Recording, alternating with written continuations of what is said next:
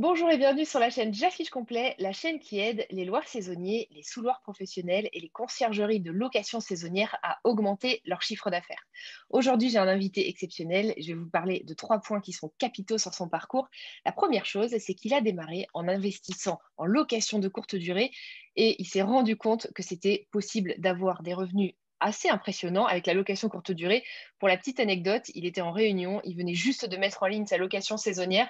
Et là, il se rend compte que sa première réservation correspondait au montant de son salaire en tant que salarié. Et là, ça a été un électrochoc de se dire, mais c'est dingue, c'est possible et surtout, ça fonctionne.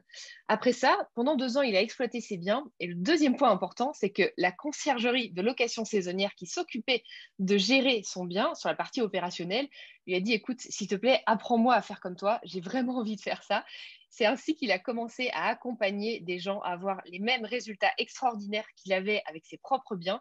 Ça a été un deuxième déclic et c'est ça qui lui a fait dire, il faut vraiment que je continue à aider les gens, continue aussi à faire mentir les préjugés parce que cette dame qui l'a aidé, c'était quelqu'un qui n'était pas du tout, mais alors pas du tout dans le profil standard de la personne qui va facilement obtenir son prêt. C'est quelqu'un qui l'a aidé à avoir un projet bien ficelé qui lui a permis d'obtenir, malgré les préjugés, une LCD qui cartonne. Et puis, dans son parcours, par la suite, il s'est dit, allez, il faut aller plus vite, je vais avoir un immeuble de rapport. Et comme il ne fait pas les choses à moitié, en 3 mois, il a eu 2 immeubles de rapport en même temps pour accroître son patrimoine. Je suis aujourd'hui ravie d'accueillir Julien Loboda avec moi. Bonjour Julien, Bonjour Elise, comment vas-tu? ça va très bien, je te remercie et toi? Ça va très bien, ça va très bien. Alors, pour les personnes qui ne te connaîtraient pas, ce que je te propose, si tu veux, c'est dans un premier temps, alors je t'ai un peu introduit déjà, mais de nous raconter ton parcours, qui est franchement intéressant. Ok, donc je m'appelle Julien Loboda, je suis donc investisseur depuis 2012, donc ça commence à faire un petit bout maintenant. Donc je vais faire rapidement, je suis ancien cadre dirigeant, je travaillais dans une boîte qui vendait du matériel pour les métiers de bouche, pour la restauration. Je manageais des commerciaux et des points de vente. Et donc, j'ai commencé à investir en immobilier en parallèle de mon métier qui me gonflait un peu et puis sur lequel, en tout cas au début de ma carrière professionnelle, je n'avais pas forcément les augmentations que je voulais. Donc, j'ai trouvé dans l'immobilier un moyen d'augmenter mes revenus. Donc, j'ai commencé avec un premier bien en location saisonnière, dont tu en as parlé, puis un second. J'ai vu, comme tu as très bien dit, que ça fonctionnait très, très bien. Et là, je me suis dit, tu as parlé d'un déclic, effectivement, qui est quand j'ai touché ma première réservation en location saisonnière et qui était l'équivalent d'un mois de salaire à l'époque. Et je me suis dit, OK, en fait, pourquoi je reste à échanger mon temps contre de l'argent tous les mois? D'autant plus que j'étais en réunion à ce moment-là, très, très passionnante. Et c'est là où je me suis dit, OK, on va, c'est possible, ça fonctionne, comme tu l'as dit, on va mettre les bouchées doubles. Et donc, je suis passé après à l'immeuble de rapport qui permet vraiment d'accroître son patrimoine beaucoup plus rapidement et qui m'a permis, du coup, finalement, en quelques années, de remplacer l'équivalent, enfin même plus que mon ancien salaire. Et donc, c'est à ce moment-là où je me suis dit, OK, je quitte mon boulot salarié. De toute façon, je n'ai plus de raison de rester.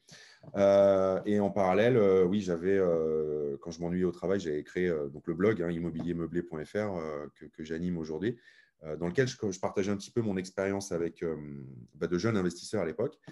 Et en parallèle, tu vois, le blog a pris, j'ai de plus en plus de gens qui m'ont sollicité, me demandant du conseil, du coaching, de la formation. Et comme tu l'as dit, j'avais déjà accompagné ma conciergerie de l'époque à acheter son premier bien.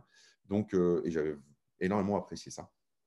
Et donc voilà, c'est comme ça qu'aujourd'hui, en tout cas dans les grandes lignes, que j'en suis venu à avoir une double activité, donc à la fois d'investisseur immobilier et puis à côté de formateur, coach en investissement immobilier. Top. Alors, tu es vraiment spécialisé en investissement IMO. C'est vrai que c'est ton expertise vraiment très forte. Quelle place, tu penses, devrait avoir la location saisonnière dans un portefeuille d'investisseurs? Est-ce que c'est possible et c'est une bonne idée d'avoir vraiment 100% de son portefeuille en LCD? Ou à l'inverse, est-ce que tu penses qu'il faut mixer? Est-ce qu'il n'y a pas du tout de règle en fait sur ça? Qu'est-ce que tu en penses?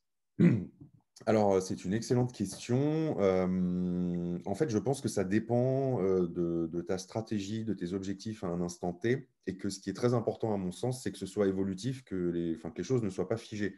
Euh, Par exemple, je te dis ça parce que tu vois, il y a des. Bon, moi, j'ai une stratégie phare qui est acheter un ou deux immeubles de rapport, les exploiter majoritairement en location courte durée, pas forcément en intégralité. Mais en fait, si tu fais ça avec allez, 2 achats, si on veut avoir l'esprit tranquille, tu peux remplacer un salaire moyen français, donc 1 800 € quoi, à peu près. Euh, Ouais. et en fait, donc c'est extrêmement puissant. Donc, ça dépend vraiment de tes objectifs à un instant T. J'ai envie de te dire que si tu démarres et que tu as vraiment envie d'avoir du cash flow et de vite te créer une rente, bah, de toute façon, tu vas être à 100% en courte durée, bon, saisonnier, on va dire que c'est la même chose, euh, pour avancer. Après, je pense que sur du long terme, quand tu commences à avoir, quand tu as atteint ton objectif et que tu commences à avoir un patrimoine un peu plus important, si ton objectif c'est d'arrêter de bosser ou de faire autre chose, mais d'avoir tes revenus locatifs pour vivre, bah, c'est bien aussi de sécuriser à côté et de faire des acquisitions supplémentaires avec des modes de location plus traditionnels. Donc voilà, ça dépend vraiment de l'instant. Moi, aujourd'hui, j'ai les deux, hein. J'ai des biens en courte durée, j'ai des biens en nu, tout ce qui est plus classique, j'ai des biens en meublé longue durée, j'ai aussi un local commercial. Donc, tu vois, j'ai pas mal de trucs différents. Il faut quand même être conscient que la courte durée, même si tu automatises tout, que tu délègues tout, tu vas être quand même, ça te demande quand même un petit peu plus de temps. C'est pas Mm. énorme, mais un peu plus de temps et de gestion qu'un bien à l'année géré en agence, quoi, clairement. Voilà. Après, malgré tout, il y a un conseil que je dis toujours à mes clients, c'est même si tu veux avoir tout en courte durée, ne jamais oublier la règle de base qui est qu'un bien, il doit avant tout être rentable en location à l'année avant de songer à l'exploiter en courte durée. Il ne faut pas mélanger les deux non plus, quoi. Ouais. Ouais, tu as raison. Et c'est vrai qu'il y a beaucoup de gens qui se retrouvent à avoir des biens non rentables. Et quand on leur dit, mais du coup, quels étaient les modes de calcul initialement, c'est ça qui pêchait en fait. C'est que les gens investissent dans des projets en se disant, ah ben ça va le faire, en LCD, ça va le faire. Mais il ne faut pas oublier que selon ce qui peut se passer, il faut que ce soit rentable dès la longue durée en fait. C'est ça, en fait. Et Ouais. bon, ça, c'est un truc, tu vois, moi, enfin, après, c'est un truc que je dis aux gens depuis que je commence à accompagner des clients. Donc, ça date pas d'hier, tu vois. Mais c'est vrai qu'en 2020, donc l'année dernière, on a eu le premier confinement qui a été le plus strict, hein. Et Mm, effectivement, l'activité de courte durée, alors, déjà, contrairement à une idée reçue, elle n'est pas tombée à zéro, elle a fortement mm, ralenti, mais il y a quand même des gens qui ont continué à se déplacer. Il y a des gens qui sont confinés aussi dans des appartements ou des maisons, hein, donc qu'ils ont loué. Donc voilà, il y a eu quand même un peu d'activité. Mais il y a des gens, tu vois, il y en a beaucoup qui. Alors forcément, tu as les mauvaises langues qui disaient ah ouais, ça y est, les gens qui recommandaient de faire de la courte durée ou du saisonnier, faites-moi les malins maintenant. Je dis non, on ne fait pas moins oui, les malins. Ça fait partie des aléas de la vie qui peuvent arriver, mais je veux dire, regarde le nombre d'entreprises qui se retrouvent aussi dans des situations délicates. C'est pas propre à la courte durée, tu vois, c'est propre à mm, tout. Et il y a des gens qui disaient oui, maintenant on est, excuse-moi l'expression, on est un peu dans la merde parce que on peut plus payer le crédit, etc. Je dis mais bah, mettez-le en location à l'année pour 3, 6 mois, un an, en meublé, puisqu'il est déjà équipé. Ah non, mais c'est pas possible, on peut pas payer le crédit, on n'y arrive pas, quoi. Et effectivement, voilà l'erreur. C'est là où j'ai dit, mais ça, c'est typiquement le genre de truc qu'il ne faut pas faire parce que là, on est dans un cas d'école, super exemple sur le terrain où tu n'arrives plus à louer en courte durée comme ça devrait et tu es dans une situation compliquée, quoi. ouais, c'est ça. Et ce qu'il y a aussi, c'est que sur cette période de pandémie, ok, ça a peut-être réduit les attentes et enfin les performances de chiffre d'affaires de certains loueurs saisonniers. Mais je pense que ça a rarement été quand même en plus bas que ce qu'aurait donné la longue durée. Donc, c'est vrai qu'il y a eu cette période où tous ceux qui hésitaient à aller en LCD se sont dit, ah ben, voyez, vous voyez, la pandémie, ça vous a bien mis dans la mouise. Mais en réalité, c'est que, comme tu le dis, il y avait quand même beaucoup de voyages. Il a fallu se réinventer. D'ailleurs, on aura peut-être l'occasion d'en reparler, mais il a fallu se réinventer, s'intéresser à la moyenne durée, faire en sorte d'être attractif sur des séjours qui sont plus longs pour capter cette nouvelle demande qu'il y avait quand même pendant la pandémie. Alors, du coup, c'est quoi ton avis par rapport à ça? Est-ce que tu penses que la location courte durée, tu as un peu répondu, mais quand même, est-ce que tu penses que la location courte durée est totalement morte suite à la pandémie? Ou peut-être pour un peu étendre aussi cette question, c'est qu'est-ce qui va faire que demain, la demande pourrait peut-être changer? Est-ce que tu as des convictions par rapport à ça? Ouais, j'ai des convictions. Moi, j'exploite encore des biens en courte durée, donc j'ai quand même un certain retour. Maintenant, ça va faire bientôt un an que la pandémie a démarré. Puis j'ai aussi pu interviewer enfin sonder pas mal de clients et même d'amis investisseurs qui font de la courte durée. Et on est assez unanime, hein, sur le constat qui est que ce qui s'est passé. Donc, si on fait une petite rétrospective, premier confinement, bon, effectivement, c'est nouveau, c'est brutal, c'est violent, on s'adapte, on voit comment les choses se passent. Mais si tu as un fonds de sécurité, ce qui est quand même aussi une des bases, t'encaisses, hein, c'est pas très grave, quoi. Franchement, voilà, c'est 1 mois, 2 mois, 3 mois. Il faut aussi avoir une vision long terme, c'est important. Été 2020, un été record, quoi, exceptionnel, enfin, pour tout le monde. Les gens, on ne pouvait pas partir à l'étranger, enfin, c'était déconseillé. On était encore un peu vraiment dans la psychose parce qu'on sortait juste de confinement. Donc voilà. Et en plus, j'ai remarqué que la petite cerise sur le gâteau, c'est que tu as beaucoup de gens qui habituellement allaient à l'hôtel ou en camping, qui se sont dit, voilà, j'ai pas envie de croiser d'autres gens, on va louer un appart ou une maison, Ouais, au moins on est entre nous et on prend pas trop de risques, tu vois. Donc ouais, moi, et on a vu, on a fait des étés, moi j'ai fait un mois de juillet, un mois d'août, j'ai eu 100% de taux de remplissage, j'ai même eu à plus de 100% parce que j'ai des gens qui réservaient, qui annulaient, mais comme j'avais mis des conditions non annulables, tu vois, enfin voilà, donc ça a ouais. été la folie. Et l'interrogation, effectivement, la grosse inconnue, c'était et après les vacances d'été, qu'est-ce qui va se passer, quoi, tu vois. Et ben, on a constaté que non, tu as toujours des déplacements. En plus, tu avais des gens qui n'avaient pas pu partir en juin avec le confinement, enfin voilà, qui hésitaient, qui sont partis en septembre. Enfin bref, on en passe, c'est les meilleurs. Et le deuxième test, ça a été le deuxième confinement, en fait, le confinement de novembre qui a été allégé. Et en fin de compte, tu vois, on a beau dire dans les médias que on favorise le télétravail, qu'il n'y a plus de déplacements, plus de touristes, etc. Je peux te dire par expérience que c'est faux, en fait. Les gens qui disent ça sont des gens, je pense, qui soit ne font pas de courte durée, soit qui n'ont pas la bonne stratégie parce que, tu vois, il y a encore énormément de professionnels en déplacement. Il y a tous les métiers manuels que tu ne peux pas de toute façon dématérialiser, il faut bien qu'ils se logent. Les commerciaux, ils continuent à se déplacer, etc. Peut-être que dans les très grosses boîtes, comme ils sont un peu sous surveillance, ils ont mis en place le télétravail de façon plus massive. Mais dans les TPE, PME, je peux te dire qu'ils se déplacent encore beaucoup et que les touristes continuent de se déplacer le week-end. Voilà, et même que tu vois, tu vas rendre visite à ta famille, tu dis bah, je vais me prendre un Airbnb parce que je n'ai pas envie d'être à risque et de loger avec eux, etc. Donc voilà, donc pour arriver au sujet, ma conviction par rapport à ça, c'est que c'est loin d'être mort que, au contraire, je pense que ça a permis à des gens qui n'étaient pas forcément familiers de découvrir la courte durée. Tu vois, en ce moment, au moment où on tourne la vidéo, on est en couvre-feu à 18h. Je peux dire que les commerciaux en déplacement, ils préfèrent 1000 fois être dans un Airbnb avec une chambre séparée, avec une cuisine, parce qu'à Ouais. 18h, tu ne peux plus sortir. Tu n'as pas de resto de toute façon, donc tu ne peux même pas aller te changer les idées. Enfin, une chambre d'hôtel, pour peu que ce soit un hôtel un peu vieillot, machin, c'est glauque, quoi, tu vois. Donc voilà. Donc, mon point de vue, c'est que je pense que c'est un excellent moment pour rentrer en courte durée parce qu'il y a forcément des propriétaires qui vont jeter l'éponge. Il y a des gens qui vont être dégoûtés. Il y en a qui n'avaient pas les reins assez solides, qui n'avaient pas, par exemple, prévu le fonds de sécurité ou qui n'avaient pas respecté les règles dont on a parlé. Et puis, c'est le dicton classique, comme c'est quand tout le monde a peur qu'il faut se positionner. Et je pense que si aujourd'hui tu rentres, ça va un peu écrémer le marché, donner un second souffle. Donc, je pense que si tu rentres aujourd'hui, tu auras moins de concurrence qu'il y a un an et que tu as d'autant plus de chances de sortir du lot. Ouais, ouais. Est-ce que, à ton avis, faire des travaux, c'est différent pour une location courte durée que pour une coloc ou pour une longue durée? Je sais que tu as aussi une expertise assez forte sur ça. Tu connais pas mal de choses sur tout ça, sur les travaux et tout. Et c'est quelque chose qui peut faire peur. On peut se dire, ah, attention. D'ailleurs, je ne sais pas si tu as. Cette semaine, j'ai fait une. Bon, le son n'était pas très bon, c'est dommage, mais j'ai fait une interview. J'ai interviewé ma sœur, en fait, qui se lance en location courte durée, D'accord. justement pour qu'on balaye toutes les questions qu'on se pose au moment où on va se lancer, justement. Qu'est-ce que. La myriade de questions qu'on se pose. Et c'est vrai que les travaux, ça fait partie des points qui cristallisent un peu des attentes aussi et des inquiétudes.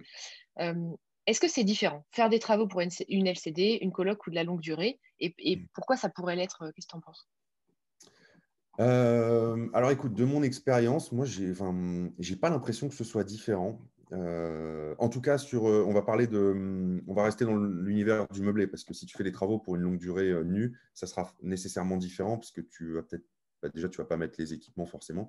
Voilà. Que ce soit différent parce qu'aujourd'hui, en fait, c'était peut-être différent il y a 5 ou 10 ans quand Airbnb est arrivé, si tu veux. Airbnb a upgradé un peu l'équipement et la qualité des rénovations et l'équipement en proposant des trucs très, très bien équipés.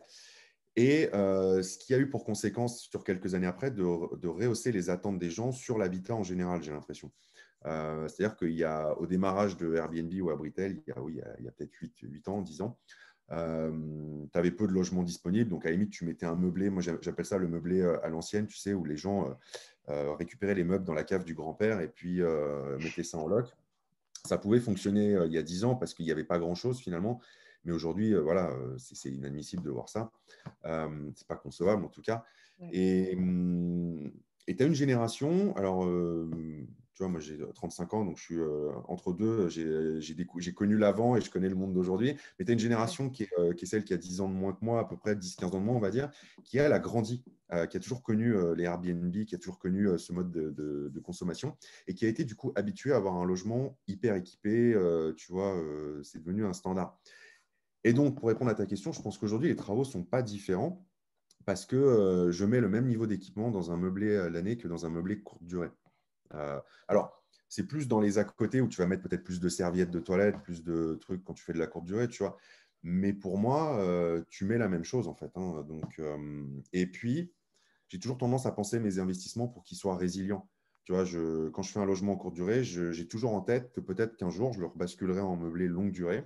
Et Mm. donc, j'ai envie que le jour où je le fasse, ça me demande le moins d'efforts possible. C'est marrant que tu en parles parce que tu vois, hier, j'étais sur un de mes appartements que je bascule en longue durée. Et ben, tu vois, je m'en suis un peu mordu les doigts parce que j'avais pas mis de lave-linge dedans, tu vois, par exemple. Tu vois, Ah j'avais oui. fait de lave-linge. Et pour de la loc à l'année, je me suis dit, bon, là, il faut que je le mette, tu vois. Bon, du coup, ça n'a pas été très compliqué, mais il a fallu tirer une arrivée, une évacuation d'eau, voilà, et faire le truc, quoi. Donc, Ouais. ouais. La seule différence, je dirais peut-être, c'est si les gens devaient choisir, c'est que sur un meublé de courte durée, j'ai remarqué que le four, c'est pas un truc indispensable, tu vois. C'est pas forcément nécessaire de le prévoir parce que les gens restent pas longtemps, puis en général, ils font pas trop la cuisine. Par contre, tu peux peut-être plus prévoir un lave-vaisselle ou à choisir effectivement le lave-linge que j'avais pas mis, quoi. Ouais.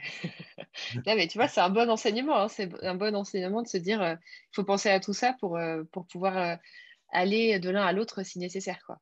Ouais. Mais et juste pour compléter, je dirais que d'une façon générale, quel que soit le mode d'exploitation choisi, plus tu vas faire une belle réno. Alors, ça ne veut pas dire qu'il faut tomber dans le luxe, hein, c'est pas ce que je dis, mais il faut trouver ce qu'on appelle le bon rapport qualité-prix. C'est-à-dire une belle réno de qualité, sans forcément mettre de la marque partout ou mettre des matériaux hyper chers.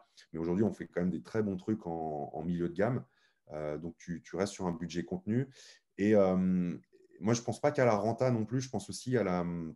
Parce que la renta, c'est un tout, hein. Tu as le prix auquel tu vas louer ton appartement, mais tu as aussi ton taux d'occupation si tu fais de la courte durée ou ta vacance locative si tu fais de la longue durée. Et un logement de qualité, déjà, tu vas avoir les meilleurs locataires, généralement, hein. Ça peut arriver qu'on se plante, mais bon, généralement, tu attires quand même des bons locataires. Tu vas te positionner quand même sur le haut du marché. Et un locataire qui est content, il n'aura pas de raison, sauf changement dans sa vie, mais de changer d'appartement, de changer de logement, tu vois. Donc, Ouais.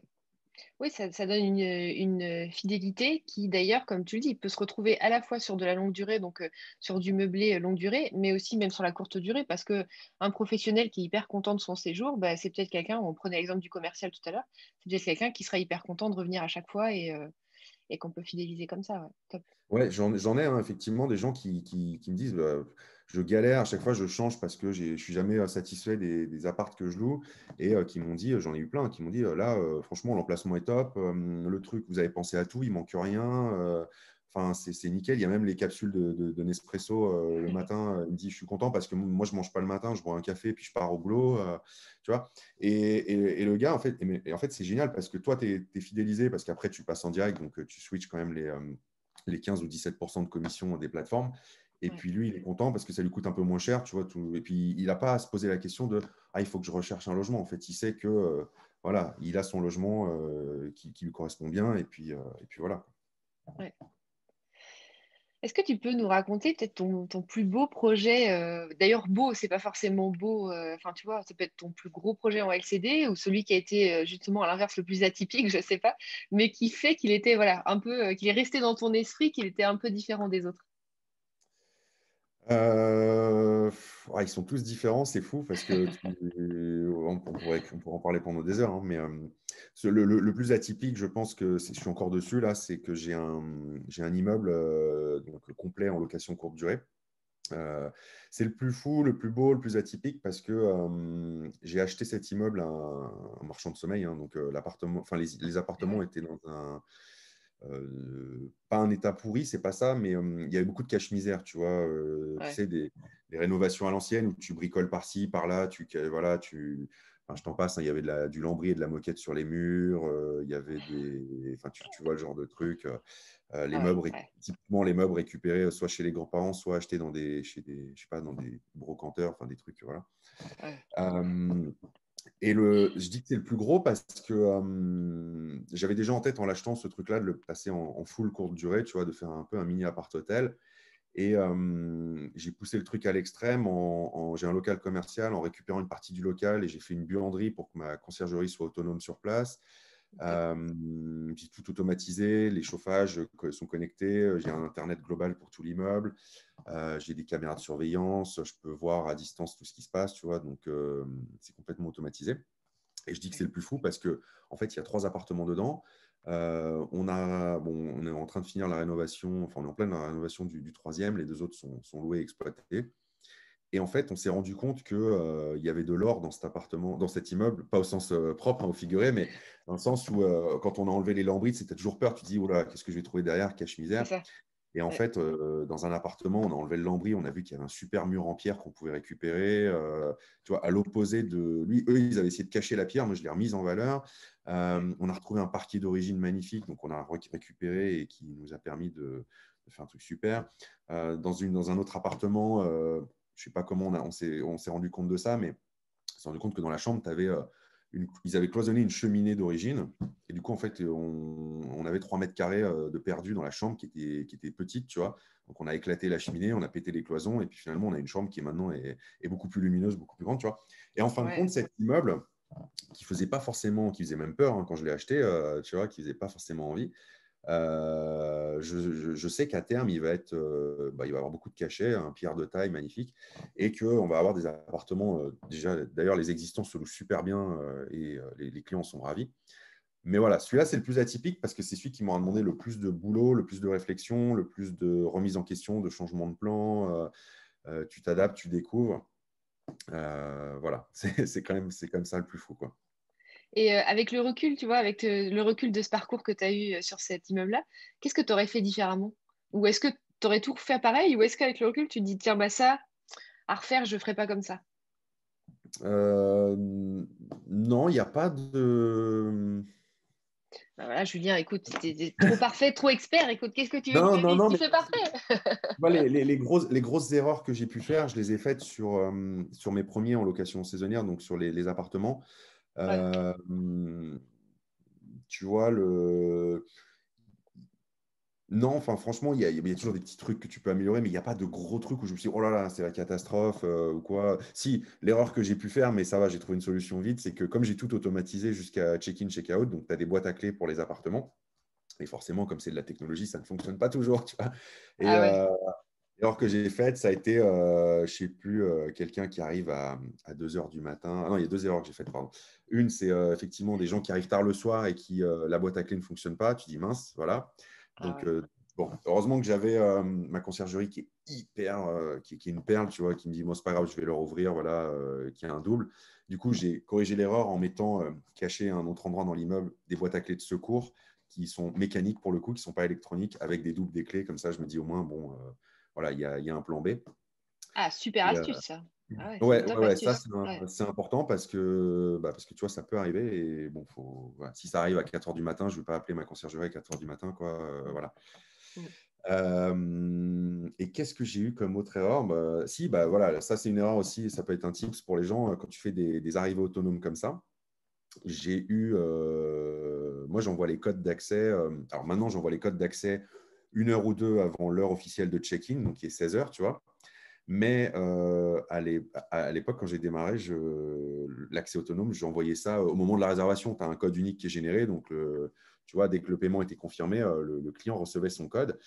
Et il m'est arrivé une fois, heureusement pour moi, il n'y avait personne la nuit d'avant, que comme j'ai des caméras, que je me réveille un matin et que je vois qu'il y a eu du mouvement. Tu sais, j'ai une notif, je dis bon, ok, je regarde l'enregistrement de la vidéo et je vois un mec qui arrive et qui rentre dans l'appartement à 3 heures du matin.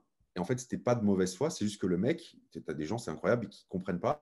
Donc, le gars avait réservé, je ne sais pas, je te dis des chiffres au hasard, du 10 au 12, tu vois. Sauf qu'il est arrivé le 10 à 3 heures du matin, au lieu d'arriver le 10 à partir de 16 heures, tu vois. En fait, le gars, il croyait que. Et c'est ouf, je ne pensais pas que c'était possible, mais tu as des gens qui sont complètement à l'ouest vis-à-vis de ça. Parce que tu vois, j'aurais pu me dire, bon, ça y est, c'est encore un mec bizarre et tout. En fait, non, non, le gars, très bien, il a laissé l'appart nickel, un bon commentaire et tout. En fait, c'est juste que le gars était convaincu qu'il avait réservé. Tu vois, donc, en fait, De il s'est minuit fait à minuit, quoi. voilà, il s'est fait une nuit gratuite. Bon, c'est pas très grave, je veux dire, à la limite, je m'en fiche, l'appart était prêt. Mais tu vois, tu te dis, mince, s'il y avait eu des gens dans l'appartement, le gars aurait pu, enfin, eux auraient pu avoir peur. Le mec qui essaie d'ouvrir la boîte à clé et tout, tu vois, enfin, Ouais, c'est voilà. clair. Bon, après, on apprend de ses erreurs et donc maintenant, voilà, j'envoie le code 1 heure avant l'heure officielle de check-in, tu vois, pour Ouais. éviter ce genre de problématique, quoi. Bah, c'est une top pépite aussi, ça. C'est top. Alors, est-ce que je voulais terminer avec ça, mais du coup, peut-être que là, tu vas me dire, bah, il n'y a pas forcément d'idée en plus, tu me dis, hein. Est-ce que tu as des conseils pour les loueurs saisonniers? C'est quoi tes trois meilleurs conseils pour les loueurs pour, tu vois, pour des gens comme ma sœur, par exemple, qui se lancent, ou peut-être des loueurs plus expérimentés, je ne sais pas, sur la façon de bien faire pour que ça marche comme ça marche pour toi, quoi. Alors déjà, le premier conseil, à mon avis, le plus important, c'est, on ne se rend pas bien compte, je pense, mais il y a une grosse partie qui se joue sur les premières réservations. Parce que quand on débarque, surtout aujourd'hui, dans un monde où il y a quand même beaucoup d'annonces, hein, quand on met une nouvelle annonce en ligne, bon, elle n'a pas de commentaires, elle n'a pas d'historique. Alors, on a pour nous le fait que l'algorithme va mettre en avant le fait qu'elle est nouvelle et il a tout intérêt à le faire pour la positionner, pour voir si le logement est bien, pour qu'il ressorte vite dans les résultats. Du coup, mon conseil, c'est faire un prix cassé, mais ça, généralement, les plateformes le recommandent sur les 3-4 premières réservations parce que ça va être un moyen de se démarquer. Et ça va être de faire en sorte que ces premiers clients vivent une expérience extraordinaire, c'est-à-dire être aux petits oignons pour eux, être sûr qu'il ne manque rien, limite faire l'accueil soi-même pour les premiers, si c'est possible, hein, bien sûr, ou avec une. Puis ça permet de. Ça sera mon deuxième conseil d'ailleurs. Faire l'accueil soi-même, être franc, leur dire voilà, moi je viens de mettre le bien, vous êtes les premiers clients, vous faites partie des premiers. J'ai fait en sorte que. Voilà, j'ai essayé de penser à tout. Maintenant, si vous manque quelque chose, faut pas hésiter à me le dire, hein, voilà. Et généralement, les gens apprécient parce que, à moins que ce soit excuse-moi, des confinis, mais ça peut arriver. Mais généralement, les gens apprécient parce que la franchise est OK, pas de souci et tout. Et moi, c'est vrai qu'au début, je le fais systématiquement et j'ai des bons feedbacks. Les gens me disent bon, j'ai passé un super séjour et ils sont de fait plus indulgents parce qu'on leur a dit, en fait. Alors que si on dit rien, ils pourraient se dire ah ouais, il manque ci, il manque ça. Et quand on les a prévenus, ils se disent bon bah ok, la personne nous l'a dit et donc pas de souci. Donc ça c'est le premier conseil. Du coup, les commentaires n'en seront logiquement que bons et ça permettra de remonter sur l'algorithme.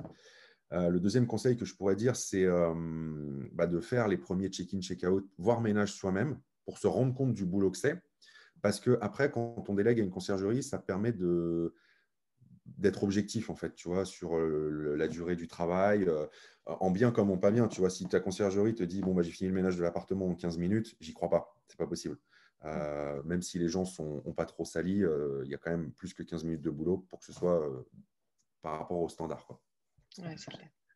Et puis même après, pour faire passer des entretiens, que ce soit une conciergerie officielle ou que ce soit un micro-entrepreneur ou une personne en micro-entrepreneuriat, que tu vas recruter, c'est bien aussi de savoir ce que tu veux attendre de cette personne et de l'avoir fait pour, bah, pour parler le même langage, quoi. Ouais. Voilà. Et le troisième conseil que je peux donner, c'est de ne pas hésiter à. En fait, j'en donnerai même quatre, mais c'est. Il faut pas. Non, le meilleur. Enfin, dans le deuxième, avec la personne, je dirais, pour terminer sur le recrutement d'une conciergerie, de faire le ménage soi-même, ce serait de faire attention au feedback client et régulièrement checker quand même qu'elle fait bien son boulot parce que ça peut vite dévier quand elle commence à avoir un volume de clients important. Moi, ça m'est arrivé de rappeler à l'ordre ma conciergerie plusieurs fois parce que bah, finalement, au bout d'un moment, elle prend un peu la confiance ou elle n'a pas le temps, puis le four n'est pas nettoyé ou c'est pas nickel. Et ça, pour moi, c'est inadmissible. Et donc, le troisième conseil, ce serait de ne pas avoir peur de louer cher. En fait, ça, c'est les gens souvent se disent, souvent on démarre à 50 euros, tu vois, ça dépend de l'appartement. Si c'est un studio, on peut démarrer à 35, un T2, on démarre à 45, 50. Et puis moi, souvent, quand je dis aux gens que en pleine saison, alors sur du bord de mer, je suis à 200 € la nuit. Les gens hallucinent, ils me disent non, mais moi, je ne mettrai jamais 200 € dans un appartement. Et tu vois, c'est ça le conseil que je peux donner, c'est quand je dis aux gens, mais pourquoi tu ne le ferais pas? Bah parce que pour 200 €, je vais ailleurs. Oui, toi. Ou parce que ça me paraît cher pour un appartement. Oui, toi, ça te paraît cher pour un appartement. Mais ce n'est pas pour autant qu'il n'y a pas des gens pour qui c'est pas cher ou pour qui c'est normal ou pour eux, ils ont envie de mettre 200 balles dans un appartement, quoi. Et ça, il n'y a que le marché qui te le dira. Tu vois, tu fais un test et tu verras bien si ça se loue. Alors, bien sûr, à ce prix-là, il faut que tu assures la prestation derrière, mais finalement, qu'est-ce qui t'empêche de le faire, quoi? Et en fait, je remarque que souvent les gens, moi le premier, hein, quand j'ai commencé, se mettent des barrières qui sont juste leur propre perception, tu vois, du truc, quoi. Mm. Je Et, tiens à et- préciser que je n'ai pas donné d'argent à Julien pour qu'il parle de revenu management. Alors, je vous promets, c'est son libre arbitre. Parce que ce que tu dis là, ouais, c'est un des piliers du revenu management, justement, tu vois, c'est ça, de pas se laisser influencer par nos propres prismes et se dire, bah, c'est le marché qui va me dire quel est le prix auquel je peux mettre et je teste en fait, le test and learn. mais Donc, c'est exactement ça, tu vois. Et ça, il faut faire son étude régulière, il faut checker les prix des concurrents, et les concurrents, ça inclut les hôtels. Et moi, si tu veux, le jour où je suis passé à 200 €, bon là, c'est sur un T3, donc tu as 6 couchages. Mais l'argument que je donne aux gens, toujours, c'est, tu sais, une famille avec, dès lors allez, même s'ils sont 4, mais s'ils sont 5, c'est généralement 3 chambres d'hôtel. Tu vois, parce que à part quelques hôtels qui proposent des chambres de 3 ou 4, sinon tu es sur des chambres de 2, quoi. Je dis, bon, bah, moi, je regarde la concurrence à prestation équivalente. Un hôtel en pleine saison, il va faire la nuit à 120, 130, 140 € peut-être, voire 150. Je dis donc une famille qui veut se loger, si elle doit prendre rien que deux chambres, elle va être à 250, 300 €. Et puis après, il faut encore qu'elle aille au resto parce qu'elle ne peut pas se faire à manger. Donc, mm, ramener comme ça, en fait, je ne suis pas cher, tu vois. Et il faut avoir cette capacité à avoir une vision, je pense, globale de ton marché pour positionner tes prix, quoi. ouais. Voilà, tu prêches une convaincue.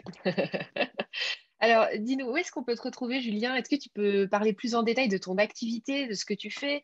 Voilà, si on veut t'écrire, si on veut voir ton activité, où est-ce qu'on va? Et raconte-nous ça. Alors, on peut me retrouver sur plusieurs canaux. Donc, mon site, c'est www.immobilier-meublé sans accent, donc comme meuble en fait.fr.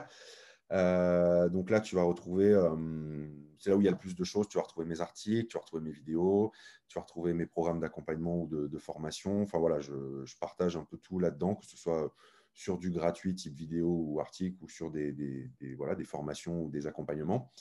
Tu peux me retrouver sur ma chaîne YouTube, Julien Loboda, sur laquelle je suis pas mal actif. Et tu peux me retrouver aussi sur Instagram. Pareil, Julien Loboda. Je suis actif sur Insta. Sur Insta, je montre plutôt un peu les coulisses, tu vois, quand je suis sur un chantier de rénovation ou quoi, je fais des stories, des choses comme ça. On est sur des trucs qui.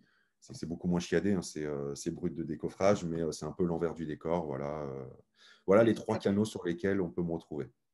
Top. On mettra les liens juste en dessous. Je mettrai les liens juste en dessous pour que vous puissiez n'avoir qu'à cliquer pour pouvoir retrouver. Et du coup, qu'est-ce que tu fais? Est-ce que tu peux nous dire ce que fait ton entreprise ou ce qu'on peut, dont on peut bénéficier avec toi? Oui, alors j'ai deux grands piliers en fait avec cette activité donc d'accompagnement. Une activité formation pure, tu vois, donc où tu vas pouvoir te former, que ce soit à la courte durée, que ce soit donc ma stratégie phare, ma formation phare en fait, c'est une formation qui s'appelle Investir et réussir. Et en fait, c'est j'accompagne pas à pas dans la formation les gens le but ultime, si tu veux, c'est d'acheter un immeuble de rapport et de l'exploiter tout ou partie en location courte durée. Ça, c'est vraiment la stratégie la plus puissante. Je le fais, j'en ai parlé tout à l'heure, mais c'est vraiment hyper puissant. Et puis, c'est hyper résilient parce que tu vois, tu peux avoir un appart ou deux à l'année ou une coloc, un truc à l'année, puis deux en courte durée. En fait, ce qui est bien, c'est que tu peux vraiment mixer la sécurité d'un revenu qui est figé, fixe sur du long terme, avec, pour les gens qui ont un peu plus peur de la courte durée, tu vois, tu peux t'amuser sur un ou deux apparts, voir comment ça marche. Donc, pour moi, c'est hyper sécurisant comme stratégie. Donc ça, c'est ma formation phare. Voilà. Donc j'ai une activité vraiment de formation plus ou moins importante. Après, j'ai une formation sur des petits modules, tu vois, par-ci par-là, type la fiscalité IMO, type comment on réussit son rendez-vous à la banque.